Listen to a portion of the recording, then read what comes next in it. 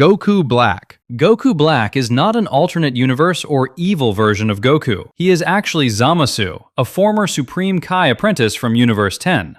Consumed by a warped sense of justice and a deep hatred for mortals, Zamasu used the Super Dragon Balls to swap bodies with Goku from another timeline, stealing his Saiyan body and eliminating the original Goku. Although Goku Black looks identical to Goku, his mannerisms, expressions, and attire immediately set him apart. His calm arrogance and sinister demeanor make it clear that he is something entirely different. By combining the intellect and divine nature of a Kai with the incredible potential of a Saiyan body, Goku Black became one of the most dangerous villains in Dragon Ball history. Thanks to Saiyan biology, Goku Black grows stronger after every battle and injury. As he continues fighting powerful opponents, he rapidly adapts and evolves, causing his strength to increase at an alarming rate.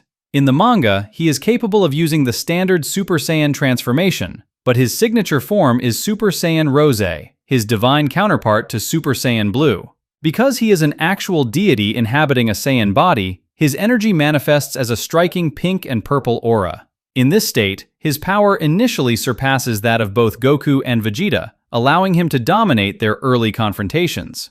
Rather than simply copying Goku's techniques, Goku Black enhances them with his own style and precision. He often shapes his ki into elegant yet deadly weapons, such as a razor-sharp energy blade known as the Violent Fierce God Slicer. He can further evolve this weapon into a massive energy scythe capable of cutting through space-time itself.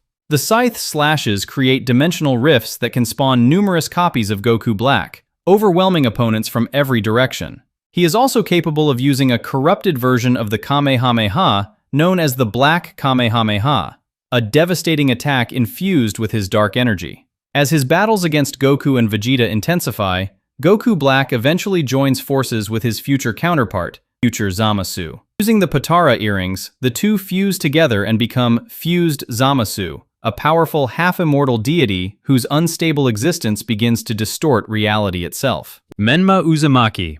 Introduced in Road to Ninja, Naruto the movie, Menma is the evil alternate universe counterpart of Naruto Uzumaki. He comes from a reality where Naruto grew up with his parents, but still fell into darkness and hatred. As a result, he became a twisted reflection of the hero we know. While Naruto is known for his bright personality and cheerful appearance, Menma embodies the exact opposite. Although he naturally has blonde hair like Naruto, it transforms into a jet black, spiky style when he embraces his darker nature, giving him a far more intimidating presence. Menma possesses the same immense potential and powerful lineage as Naruto, but his abilities have been shaped by malice rather than compassion.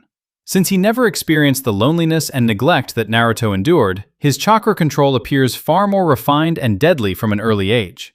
Through his mastery of dark chakra, Menma can manipulate gravitational forces in a manner similar to Pain's almighty push and universal pull, allowing him to effortlessly repel entire groups of enemies or drag opponents directly toward him. One of Menma's most devastating techniques is a dark purple-black sphere of compressed chakra surrounded by rings. Unlike the Rasen Shuriken, which attacks at a cellular level, this technique unleashes catastrophic destructive power upon detonation. In the film, Menma uses it to completely destroy the Hidden Leaf Village with a single attack, replicating the devastation caused by Pain, but with far less effort. The tailed beast sealed within Menma is known as the Black Nine-Tails. Unlike Naruto, who gradually earned Kurama's trust over time, Menma shares a dark and cooperative relationship with his beast from the start. He can even summon the Black Nine-Tails outside of his body to fight alongside him. When the two merge, Menma gains access to an enormous reserve of negative chakra. Instead of relying on large numbers of shadow clones, Menma creates the Nine Masked Beasts, powerful entities formed from the Black Nine-Tails chakra. Each beast possesses its own unique form and serves as part of Menma's personal army. Personality-wise, Menma stands as Naruto's complete opposite.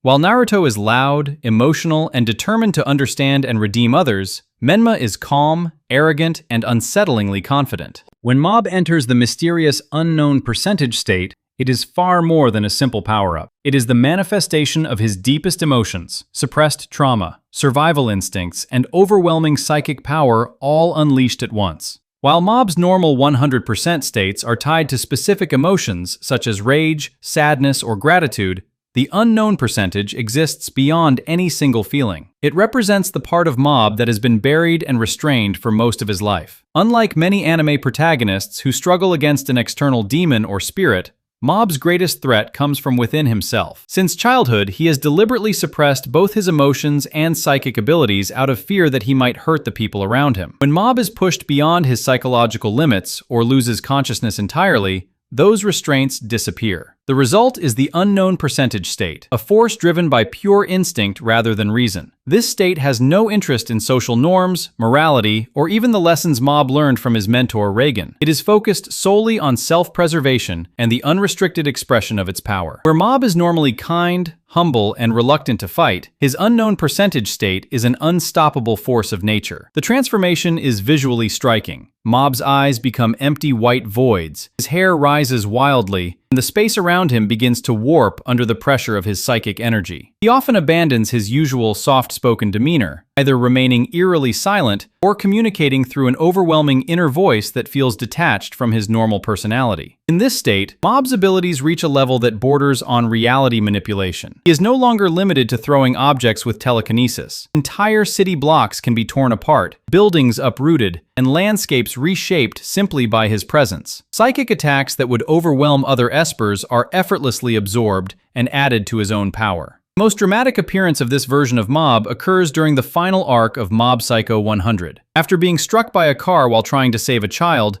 Mob loses consciousness. With his conscious mind no longer in control, his subconscious takes over completely. Acting on the powerful feelings Mob had been suppressing,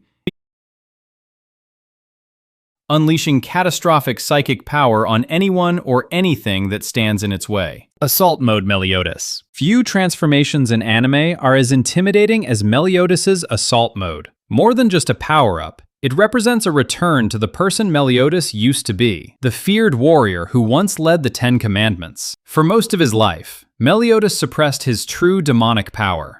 His love for Elizabeth and the emotions he developed over the centuries made him seem weak by Demon Clan standards.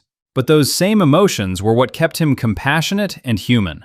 Assault Mode is achieved when Meliodas releases his demonic power without restraint, surrounding himself in an overwhelming aura of darkness. However, there is a heavy price. To fully access this power, he must abandon his emotions. Meliodas does not make this choice because he wants power for its own sake. He does it out of desperation, believing it is the only way to break Elizabeth's curse. Tragically, the more power he gains, the more detached he becomes from the people he is trying to protect. When Meliodas enters Assault Mode, his personality changes dramatically. The cheerful and carefree captain of the 7 deadly sins disappears, replaced by a cold, emotionless warrior who views nearly everyone as beneath him.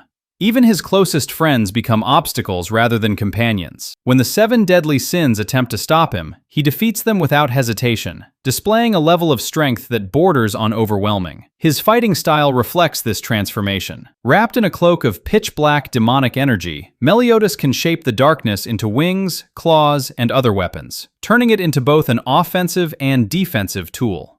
His mastery of Hellblaze also reaches its peak. Techniques such as Kami Chigiri coat his weapon in concentrated dark flames capable of inflicting wounds that are extremely difficult to heal. His most famous display, however, comes during his battle against Escanor. Throughout much of the fight, Meliodas dominates the battle and shrugs off attacks that would have destroyed most opponents. It ultimately takes Escanor reaching his legendary noontime state, known as the One, to defeat him. Even then, Meliodas emerges with little lasting damage, further emphasizing just how powerful and dangerous Assault Mode truly is. Demon King Tanjiro. Demon King Tanjiro is one of the most terrifying and tragic transformations in the entire series. As his defeat becomes inevitable, Muzan Kibutsuji transfers all of his remaining blood, power, and memories into Tanjiro Kamado, creating a new demon unlike anything the world has ever seen. Although Tanjiro retains his human form, his appearance becomes far more sinister. His Demon Slayer mark expands across his face, darkening into flame-like patterns. The result is a version of Tanjiro that looks both regal and deeply unsettling. Because Muzan poured everything he had into Tanjiro, and because Tanjiro is the inheritor of sun-breathing, Demon King Tanjiro immediately surpasses every demon before him, including Muzan himself. Muzan spent centuries searching for a way to conquer the sun, yet Tanjiro accomplishes this almost instantly. Moments after his transformation, his body adapts to sunlight, allowing him to walk beneath the sun without suffering any harm.